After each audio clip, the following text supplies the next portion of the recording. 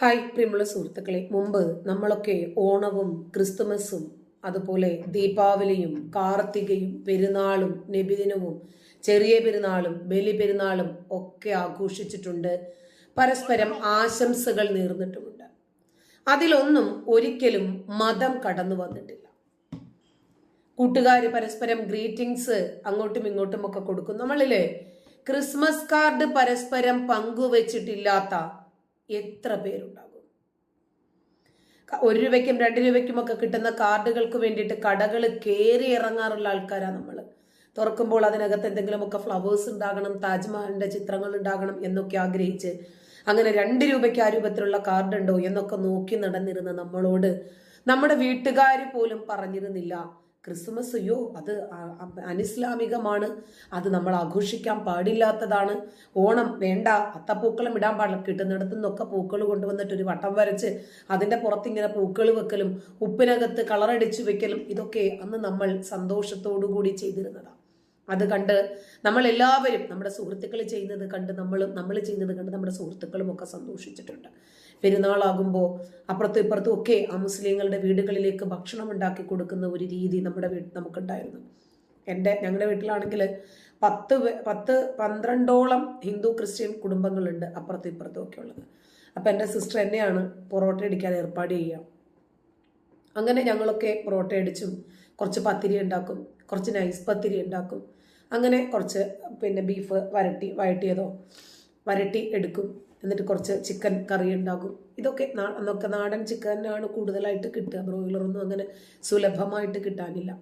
അങ്ങനെ നമ്മൾ പരസ്പരം നമ്മുടെ സന്തോഷങ്ങളിലും ആഘോഷങ്ങളിലും ഒക്കെ നമ്മുടെ കുടുംബക്കാരെയും സുഹൃത്തുക്കളെയും അയൽക്കാരെയും ഒക്കെ കൂട്ടിപ്പിടിച്ചിരുന്ന ഒരു കാലഘട്ടം ഉണ്ടായിരുന്നു. അന്നൊന്നും നമുക്കിടയിലേക്ക് ഹറാമും ഹലാലും മുസ്ലിമും കാഫിറും ഒന്നും കടന്നു വന്നിരുന്നില്ല.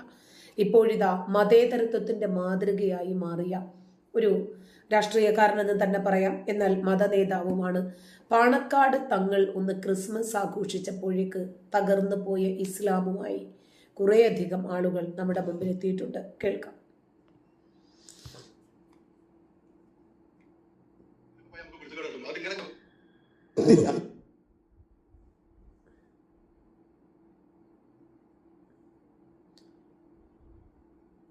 ശാബ്ദങ്ങളോട് 1-2 കാര്യങ്ങൾ ഇങ്ങനെല്ലാം സൂചിപ്പിക്കാൻ പറയാൻ അവർ മുന്നിലൊക്കെ പോയി നമുക്ക് പിടിച്ചു. അതിങ്ങനെ പറയാതെ വേറെ നിവൃത്തിയില്ല. തങ്ങളുടെ കാര്യം, അതായത് അദ്ദേഹത്തിന്റെ മുമ്പിൽ പോയി ഇത് പറഞ്ഞാൽ കുരുത്തക്കേട് കിട്ടും. അതുകൊണ്ട് അദ്ദേഹം മൈക്കിലൂടെ തൽക്കാലം, കാരണം അദ്ദേഹത്തിന്റെ അടുത്ത് പോയി പറഞ്ഞാൽ അദ്ദേഹം മാത്രമല്ലേ അത് അറിയൂ, മൈക്കിലൂടെ പബ്ലിക് സ്റ്റേജിൽ പറയുവാണ്. ചില ആളുകളെ നമ്മളെ തിരുത്താനാണെങ്കിൽ, നമ്മളെ കറക്റ്റ് ചെയ്യാനാണെങ്കിൽ, നമ്മുടെ ഏതെങ്കിലും വിഷയത്തിലെ അഭിപ്രായ ഭിന്നതകൾ പങ്കുവയ്ക്കാനാണെങ്കിൽ സൗഹൃദമുള്ളവര് നമ്മളോട് തന്നെ പറയും, അതെ നിങ്ങൾ ഈ വിഷയവുമായിട്ട് ബന്ധപ്പെട്ട് പറഞ്ഞ ചില കാര്യങ്ങളുണ്ടല്ലോ, ശരി നമ്മളത് അഡ്മിറ്റ് ചെയ്യും. മറിച്ച് അവരെന്ത് ചെയ്യും, കുറെ ആളുകളിലേക്ക് അത് എത്തിക്കണം, അതിന് വേണ്ടിയിട്ട് സോഷ്യൽ മീഡിയ ഉപയോഗപ്പെടുത്തും. പിന്നീട് സുഹൃത്താണെന്ന് പറഞ്ഞിട്ട് വല്ല കാര്യമുണ്ട്. അതുപോലെ പാണക്കാട് തങ്ങളോട് പറഞ്ഞാൽ കുരുത്തക്കേട് കിട്ടും, അതുകൊണ്ട് പൊതുവേദിയിൽ പറഞ്ഞാൽ കുഴപ്പമില്ലല്ലോ. അങ്ങനെയാണ് കേട്ടോ, നല്ല ഉദ്ദേശശുദ്ധിയാണ്. ശരി, തങ്ങൾ ഈ മുസ്ലിം സമുദായത്തിന്റെ മാർപ്പാപ്പ ചമയാൻ വരരുത്. ഇത് നേരിട്ട് പറഞ്ഞാൽ കുരുത്തക്കേട് കിട്ടും. അതുകൊണ്ട് ക്രിസ്ത്യൻ സമൂഹത്തില് ഒരു മാർപ്പാപ്പയുണ്ട്. ആ മാർപ്പാപ്പ എല്ലാ കാര്യങ്ങളും തീരുമാനിക്കും ക്രിസ്ത്യാനികളുടെ. അതുപോലെ തൽക്കാലം പാണക്കാട് തങ്ങൾ മുസ്ലിം സമുദായത്തിന്റെ മാർപ്പാപ്പ ചമഞ്ഞെത്തണ്ട. അപ്പൊ വേറെ ആരും ഉണ്ട് മാർപ്പാപ്പയായിട്ട്? അത് മാർപ്പാപ്പ വേണം നിർബന്ധമുണ്ടോ അറിയില്ല. നിങ്ങളെ മുസ്ലിം ലീഗിന്റെ കേരള സംസ്ഥാന പ്രസിഡന്റ് ആണെങ്കിൽ അതിൽ നിൽക്കണം, അതിൽ ഉറച്ചു നിൽക്കണം. ഏതൊരു സിനിമയിൽ പറഞ്ഞു എവിടെയെങ്കിലും ഒന്ന് ഉറച്ചു നിൽക്കണമെന്ന് പറയുന്നുണ്ട്. പിന്നെ അത് കഴിഞ്ഞിട്ട് പോയിക്കാണ് പിന്നെ നിങ്ങൾ സമസ്ത കേരള ഇതിന്റെ മുസാഫർ അതിന്റെ പ്രസിഡന്റ് ആവാൻ അവിടെയും കൂടി ശ്രമം നടത്തരുത്.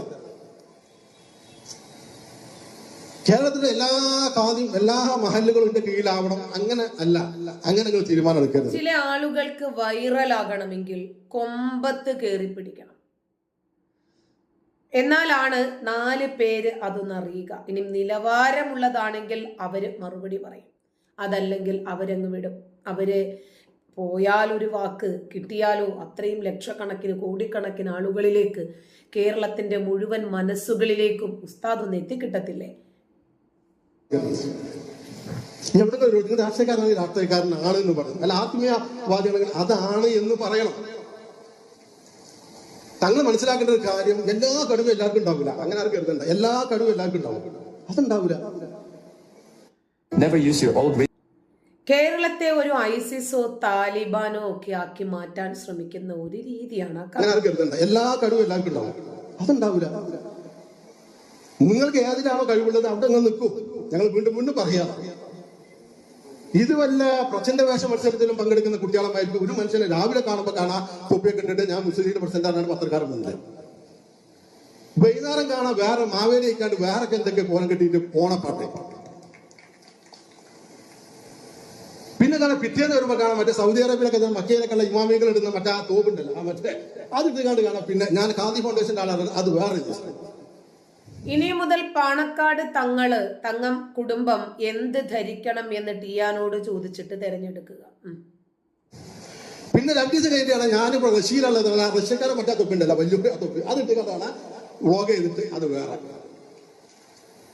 അടുത്ത ആഴ്ച കാണാൻ പിന്നെ ആളെ കാണാൻ പാന്റും മറ്റേ ഞാൻ തിന്നത് വിമർശിക്കില്ല, എവിടെയെങ്കിലും എടുത്ത് നിൽക്കണമെന്നേ പറഞ്ഞോളൂ. തൊപ്പിയൊന്നും ഉണ്ടാവില്ല പിന്നെ ആൾക്ക് ആ സമയത്ത്. അങ്ങനെയുള്ള ഉസ്താദുമാരെ നിങ്ങൾക്ക് പരിചയമുണ്ടോ? ഓരോരോ വേഷങ്ങളിൽ വരുന്ന ധൈര്യമുണ്ടോ അവരെയൊക്കെ ഒന്ന് പറയാൻ? ഇദ്ദേഹവും ഒരു മതേതര കാഴ്ചപ്പാടുള്ള വ്യക്തിയാണ്. അദ്ദേഹം എന്ത് വസ്ത്രം ധരിക്കണം, അദ്ദേഹം എന്ത് ആഘോഷിക്കണം, എവിടെ ആശംസകൾ നേരണം, അതൊക്കെ ഇന്ത്യൻ ജനാധിപത്യത്തിനകത്ത് നിന്നുകൊണ്ട് അദ്ദേഹത്തിനും ആ സ്വാതന്ത്ര്യമുണ്ട്. അതെന്താ അദ്ദേഹം ക്രിസ്മസ് ആശംസകൾ നേർന്നാലുടനെ പഠിച്ചുകൊണ്ട് സിംഹാസനത്തിന്റെ കാലൊടിഞ്ഞു പോകുക? അവിടെ വേറെ ചില സ്ഥലത്ത് എത്തിയാല അവിടെ പാന്റും ഇൻസൈഡൊക്കെ ചെയ്തിട്ട് അവിടെ കാണാൻ നല്ല ചൊങ്കനായിട്ട് അസുഖോണ്ടൊന്നും പറയില്ല. അല്ല, ഇങ്ങനെ ഒരു പ്രച്ഛന്ന വേഷം പക്ഷെ ഇങ്ങനെ എല്ലായിടത്തും ഒരിക്കൽ കാണാൻ പറ്റേ എന്തെല്ലാം ആഗ്രഹം എന്ന് പറയാം ഞങ്ങൾക്ക്. സന്തോഷ് ജോർജ് കുളങ്ങനാകാൻ വരെ ശ്രമിക്കും ഒരു മനുഷ്യർ. പിന്നെ എന്താ പരിഹാരം? ആ നയാഗ്ര വെള്ളച്ചാട്ടത്തിൽ ആ ഓകട്ടെ, നയാഗ്ര വെള്ളച്ചാട്ടത്തിന്റെ അടുത്ത് പോയിട്ട് അവിടെ നിന്നിട്ട് വ്ലോഗ് ചെയ്യാണ്. ഈ വെള്ളച്ചാട്ടത്തിന്റെ അതിരിത്രയാണ്, അതിന്റെ ഇതിൽ നിന്ന് ഇത്ര കാലം വെള്ളമാണ് വരുന്നത് എന്നൊക്കെ പറഞ്ഞിട്ട് ഇതൊക്കെ ഈ ലീഗിന് പ്രസിഡന്റ് ആൾക്കാർക്ക് അതിനൊക്കെ ഈ സന്തോഷ് ജോർജ് കുളങ്ങനെ പോലുള്ള ആൾക്കാരില്ല. ഇങ്ങനെ ഒരു മനുഷ്യൻ എല്ലാവരും ആവുക. അപ്പോ ഇങ്ങനെ ഒരു മനുഷ്യന് കഴിവുണ്ടാവില്ല. അപ്പൊ എവിടെയെങ്കിലും ഒരിടത്ത് നിങ്ങൾ ഉറച്ചിരുന്നിട്ടില്ലെങ്കിൽ ഈ സമുദായം വലിയ വില നൽകേണ്ടി വരും. അതാ പ്രശ്നം. ഇദ്ദേഹം കുറെ വർഗീയവാദികളെയും തീവ്ര മതവിഭാഗക്കാരെയും ഉണ്ടാക്കിയെടുക്കാൻ ശ്രമിക്കുന്നതിന് ഇവർക്കൊക്കെ മറുപടി പറയാൻ പാണക്കാട് തങ്ങൾ വരുമെന്ന് ഇദ്ദേഹം വിചാരിക്കുന്നുണ്ടോ? ഇതുവരെ അനങ്ങിയിട്ട് പോലുമില്ല, അദ്ദേഹം കേട്ടിട്ട് പോലും ഉണ്ടാവില്ല. നിങ്ങൾ ഉപദേശിക്കാൻ പാടില്ല. അതാ എന്റെ ഈ പ്രസംഗപ്പെട്ട നാളെ നിങ്ങൾ ഇതിലിട്ടുണ്ടെങ്കിൽ അതിന് പിന്നെ ഉപദേശിക്കുക എന്നല്ലതിന് പറയുക. നമ്മൾ ചില തെറ്റുകൾ ചൂണ്ടിക്കാണിക്കാൻ ശ്രമിക്കുന്നു, തിരുത്താനാണെങ്കിൽ അദ്ദേഹത്തോട് നേരിട്ട് തന്നെ പോയി ചോദിച്ചാൽ അതിന്റെ കാരണങ്ങൾ എന്താണെന്ന് അദ്ദേഹം പറഞ്ഞു തരും. ഇത് രാഷ്ട്രീയപരമായിട്ടുള്ള വിരോധം തീർക്കലാണ്, വ്യക്തി വിരോധം തീർക്കലാണ്. ആരാ പണക്കാരന്മാരെ ഉപദേശിക്കാൻ? ആരാ കമന്റ് ഉപദേശിക്കാനേ പാടില്ല.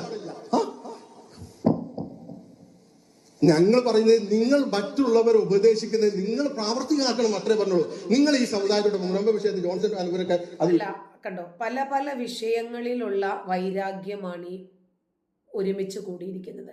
പ്രവാചകൻ പറഞ്ഞിട്ടുണ്ട്, ഏതെങ്കിലും ഒരു സമുദായത്തോട് സദൃശ്യപ്പെട്ടാൽ നമ്മൾ ആ സമുദായത്തിൽപ്പെട്ടവനായി തീരുമെന്ന് പറഞ്ഞിട്ടുണ്ട്. പക്ഷേ ഏതെങ്കിലും സമുദായക്കാരെ ആശംസിക്കുകയോ അവരുടെ ആഘോഷങ്ങളിൽ പങ്കുചേരുകയോ ചെയ്താൽ എന്തെങ്കിലും പ്രശ്നങ്ങളുണ്ടോ? ഇതൊക്കെ ഇവരുടെ കുഴപ്പങ്ങളൊന്നുമല്ല. നമ്മുടെ മതഗ്രന്ഥങ്ങളിൽ തലയും വാലും ഇല്ലാതെ പട്ടിയെ തൊടാനും പാടില്ല, പട്ടിയിറച്ചി തിന്നുകയും ചെയ്യാം, ഈ പല രൂപത്തിലും മദ്ഹബുകളിൽ എഴുതി വന്നിട്ടുള്ളതിന്റെ അടിസ്ഥാനത്തിലാണ്. ഇപ്പൊ ഇദ്ദേഹം ക്രിസ്മസ് ആശംസകൾ നേർന്നു, അദ്ദേഹത്തിന്റെ നമസ്കാരം അല്ലാഹു സ്വീകരിക്കില്ലേ? ശരികരിച്ചു. നിങ്ങൾ സമൂഹത്തോട് സമവായത്തെ കുറിച്ച് സംസാരിക്കുന്നു, വിട്ടുവീഴ്ചയെ കുറിച്ച് പറയുന്നു, സമന്വയത്തെ കുറിച്ച് പറയുന്നു. ഈ വിട്ടുവീഴ്ചയുടെ കാര്യങ്ങൾ നിങ്ങളൊന്ന് ചെയ്യായിരുന്നെങ്കിൽ ഇവിടെ എന്തെല്ലാം കാര്യങ്ങൾ പ്രശ്നങ്ങൾ തീരും. സാധിക്കരുത് നിങ്ങൾക്ക് നെഞ്ചത്ത് കൈവച്ച് പറയാൻ പറ്റും. ആ സമസ്തയുടെ ഇപ്പോഴുള്ള പ്രശ്നത്തിന്റെ മുഴുവൻ കാരണം പാണക്കാട് സാധികളിച്ച് അവർക്ക് സമസ്തയുടെ മുഷാവറ പ്രാക്കാത്ത കാരണം ആ സാധനം കൊണ്ട് കാരണം അതിന് തങ്ങൾക്ക് മതപരമായ ഒരു ബിരുദമില്ലാതെ അതിന്റെ നിയമമാണ്. അതോടെ ആ ബിരുദം KP കാന്തപുരത്തിന്റെ മുടി ബിസിനസിനെ കുറിച്ച് പറയാൻ ഇദ്ദേഹത്തിന് ധൈര്യമുണ്ടാകുമോ? ഇദ്ദേഹത്തിന് നാവ് പൊങ്ങുമോ? 1400 കൊല്ലങ്ങൾക്ക് മുമ്പ് മരണപ്പെട്ടു പോയ നബിയുടെ മുടിയാണ് എന്ന് പറഞ്ഞ് ഒരു മുടി കൊണ്ടുവന്നിട്ട് ഇക്കണ്ട കസർത്തുകളെല്ലാം കാണിച്ച് കോടിക്കണക്കിന് പണം ഉണ്ടാക്കുന്നതിനെ കുറിച്ചൊന്നും ഉണ്ടാകുമോ? CM മടവൂര് പടച്ചവനാണ് എന്ന് പറഞ്ഞ് നടക്കുന്ന ഒരു വിഭാഗത്തെക്കുറിച്ചൊന്ന് പറയാമോ? AP കാന്തപുരം സ്വർഗത്തിലെത്തിയെന്നും അദ്ദേഹം സ്വർഗത്തിലേക്കുള്ള ആളുകളുടെ റിസർവേഷൻ ടിക്കറ്റ് കീറിക്കൊടുക്കുന്നതായിട്ടുമൊക്കെ മതപുരോഹിതർ പറഞ്ഞ് പ്രചരിപ്പിച്ച് നടക്കുന്നുണ്ട്. അപ്പോൾ ഇതെന്താണ്? ചാഞ്ഞ കൊമ്പിൽ ചാടിക്കയറാൻ ശ്രമിക്കുന്നതാണ്, വേറൊന്നുമല്ല. കാരണം എന്ത് പറഞ്ഞാലും പാണക്കാട് തങ്ങളൊന്നും ഇത്തരം ആളുകൾക്കൊന്നും മറുപടി പറയില്ല, പ്രതികരിക്കില്ല എന്ന് മനസ്സിലാക്കിയിട്ടുള്ള ചാട്ടവാറടിയാണ്. പക്ഷേ ഇത് സ്വന്തമായിട്ട് തന്നെയാണ് ഏൽക്കുന്നത്. അവരത് കയറി ഏൽക്കാത്തിടത്തോളം കാലം. കാരണം അവർക്കതിനൊന്നുള്ള നേരമില്ല. ആളുകൾക്ക് മുഷാവറങ്ങാൻ പറ്റുള്ളൂ. അത് നിരസിച്ചത് കൊണ്ടാണ്. അപ്പൊ നിങ്ങൾക്ക് ആ തങ്ങളൊരു വിട്ടുവീഴ്ചയാണെങ്കിൽ സമസ്ത പിളരില്ല. നിങ്ങൾ ചിന്തിക്കണം. അതായത് ഇവർക്കെന്തും ഇവര് ചെയ്യുന്നത് മാത്രമാണ് ശരി. സലഫികൾ ചെയ്യുന്നത് ശരിയും മറ്റുള്ളവർ ചെയ്യുന്നതൊക്കെ സെൽഫി ഗോളുകളുമായി മാറുന്നു. വിട്ടുവീഴ്ച ചെയ്യുന്നില്ല. മറ്റുള്ളവർ ഉപദേശിക്കാനുള്ള സംഗതിയാ. അവനവന് പ്രാവർത്തിക്കാക്കട്ടെ. നിങ്ങളെ കാക്കമാരെ ഞാൻ പറയില്ല, അവര് പല സംഗതികൾ വിട്ടുവീഴ്ച ചെയ്തിരുന്നെങ്കിൽ ഇവിടെ INL ഉണ്ടാവില്ലായിരുന്നു, ഇവിടെ AFP ഭാഗം സുന്നികൾ ഉണ്ടാവില്ലായിരുന്നു. നിങ്ങളുടെ ഭാഗത്തുള്ള വിട്ടുവീഴ്ച എന്നുള്ള ഗുണം നിങ്ങൾ മറ്റുള്ളവരെ ഉപദേശിക്കുന്നത് നിങ്ങൾക്ക് ഇല്ലാത്തത് കൊണ്ടാണ് ഈ സമുദായം പലപ്പോഴും പിളർന്നിട്ടുള്ളത് എന്നുള്ളത് നിങ്ങൾ മനസ്സിലാക്കണം. മതപരമായ ഇതിന്റെ അവസ്ഥ എന്താണെന്ന് വെച്ചാല് ഏത് മതക്കാരാണെങ്കിലും ക്രിസ്ത്യാനികളോ ജൂതന്മാരോ ഹിന്ദുക്കളോ ഇവിടെ ഭൂരിപക്ഷം ന്യൂനപക്ഷം എന്നുള്ള വിവേചനമോ നമ്മുടെ രാജ്യത്ത് ഇങ്ങനെയൊന്നും ഇസ്ലാമിനില്ല. ഇസ്ലാമിന് ഇസ്ലാം, പിന്നെ ഇസ്ലാം അല്ലാത്ത ഒരു മതേതര രാജ്യത്ത് സ്വാഭാവികമായും നിങ്ങൾ ഈ പറയുന്ന ഇറാനും പാകിസ്ഥാനും അഫ്ഗാനിസ്ഥാന്റെയും ഒക്കെ താലിബാൻ നിയമങ്ങളും ഹമാസ് നിയമങ്ങളും ISIS നിയമങ്ങളും ഒക്കെ അംഗീകരിച്ചു കൊണ്ടുപോകാൻ സാധിക്കുമെന്ന് നിങ്ങൾ വിശ്വസിക്കുന്നുണ്ടോ? പ്രവാചകൻ മക്കയിൽ കുറെ കാലം രഹസ്യ പ്രബോധനം നടത്തിയിട്ടുണ്ട്. അപ്പൊ പ്രവാചകൻ എന്താ ചെയ്തത്? അവരെല്ലാവരെയും അങ്ങ് ഇല്ലാതാക്കി കളയല. ക്രമേണയാണ് ഇല്ലാതാക്കൽ തുടങ്ങിയത്. അങ്ങനെ രണ്ട് കാഴ്ചപ്പാടേ ഉള്ളൂ. ഇസ്ലാം അള്ളാഹുവിന്റെ ദീൻ, ഇസ്ലാം അല്ലാത്ത മതങ്ങൾ അതത് മതക്കാരായിട്ട് ഉണ്ടായതോ അല്ലെങ്കിൽ അള്ളാഹുവിന്റെ ദീന് വികൃതമായി വന്നതോ ആണെന്നാണ് നമ്മുടെ നിലപാട്. ഈ നിലപാട് പ്രകാരം നമ്മൾ നമ്മുടെ ആഘോഷങ്ങളെ അതതിന്റെ പവിത്രതയോടുകൂടെ ബഹുമാനത്തോടുകൂടെ നടത്തേണ്ടതാണ്.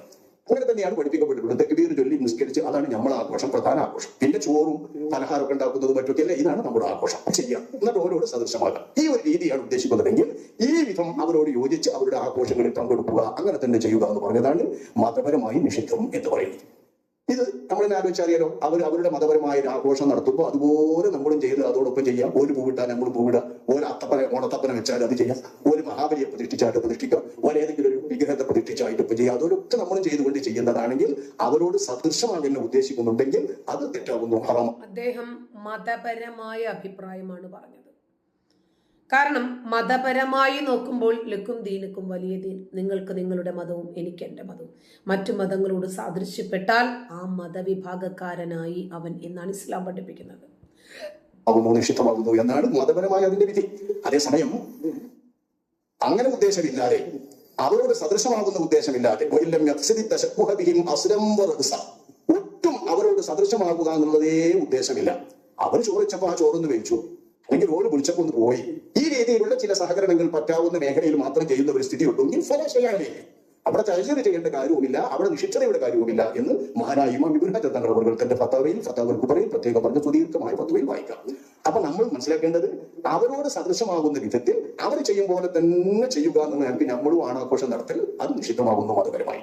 കാരണം ഒരു വിഭാഗത്തിന്റെ മത ആഘോഷമാണല്ലോ, അതിനെ ഇഷ്ടപ്പെട്ട് അതിനോട് നമ്മൾ സദൃശമാകുക എന്ന് പറഞ്ഞാൽ മൻ തശബ്ബഹ ബിഖൗമിൻ ഫഹുവ മിൻഹും, ഇതര മതക്കാരോട് ഒരുത്തർ സദൃശമായി അവരുടെ വേഷം ധരിക്കുക, അവരെ പോലെ ചെയ്യുക, അവരെ പോലെ ആചരിക്കുക എന്നുള്ള മതാചരണം നടത്തിയാൽ അവൻ അവരിൽപ്പെട്ടവരാകുന്നു എന്ന് മുസ്തഫ സ്വല്ലല്ലാഹു അലൈഹി വസല്ലം തങ്ങൾ പറഞ്ഞ ഹദീസിന്റെ അടിസ്ഥാനത്തിൽ ഈ തശബ്ബുഹ് നിഷിദ്ധമാകുന്നു എന്ന് നമ്മൾ ഇമാമികളൊക്കെ വിവരിച്ചിട്ടുണ്ട്. ക്രിസ്തുമസിന്റെ ഐതിഹ്യം എന്താണ്?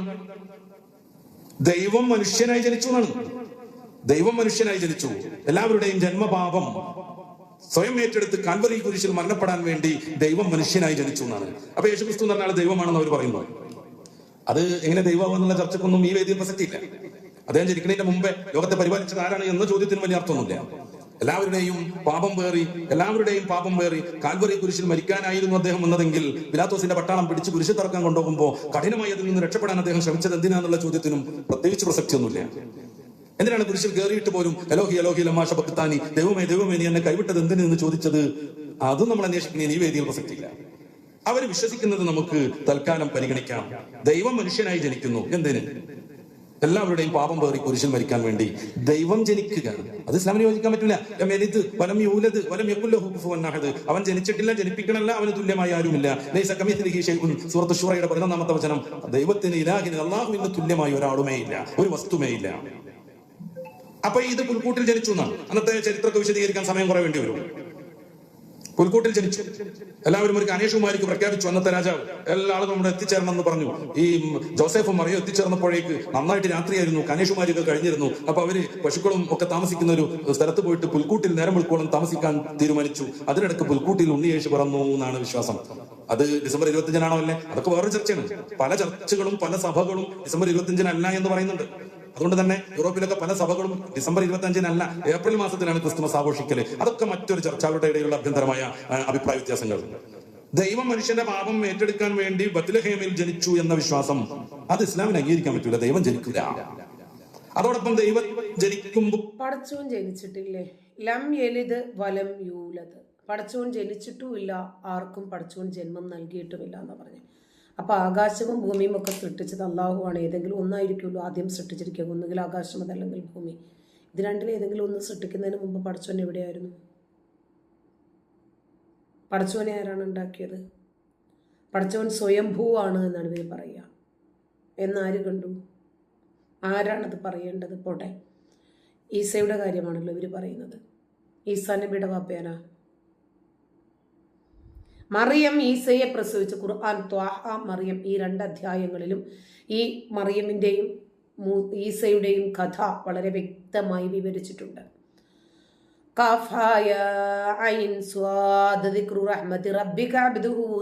സക്കരിയയുടെ കഥ പറഞ്ഞു തുടങ്ങി. തൊട്ടടുത്തേക്ക് വരുന്നത് മറിയമിൻ്റെ കഥയാണ്, ഈസയുടെ കഥയാണ്. പടച്ചോന്റെ കുട്ടിയാണെന്ന് നിങ്ങൾ അംഗീകരിക്കൂ? പടച്ചോൻ തുണി മാറ്റി മറിയമിന്റെ ഗുഹ്യഭാഗത്ത് ഊതിയിട്ടാണ് ഈസയുണ്ടായത് എന്ന് ഖുർആൻ പറയുന്നു. നിങ്ങൾ സമ്മതിക്കുമോ ശരിയാണെന്ന്? നിങ്ങൾ ഖുർആനിനെയെങ്കിലും അറ്റ്ലീസ്റ്റ് ഒന്ന് അംഗീകരിക്കണ്ടേ? അള്ളാഹു തന്റെ ആത്മാവിൽ നിന്നും ജിബ്രീലിനെ കൊണ്ട് ഊതിപ്പിച്ചു എന്ന് നിങ്ങൾ സമ്മതിക്കുമോ? ഊതി കുട്ടിയെ ഉണ്ടാക്കുന്ന രീതി നിങ്ങൾ അംഗീകരിക്കുമോ? നാളെ നിങ്ങളുടെ പെങ്ങളോ ഭാര്യയോ ആരെങ്കിലും മകളോ അവരാരെങ്കിലും നാളെ ഞാൻ ഇങ്ങനെ പോയിരുന്ന സമയത്തേക്ക് ഒരാൾ വന്നിങ്ങനെ ഊതി മലക്കാണെന്ന് പറഞ്ഞു, ഗർഭിണിയാണ് എന്ന് പറഞ്ഞാൽ എങ്ങനെയായിരിക്കും നിങ്ങൾ പ്രതികരിക്കുക?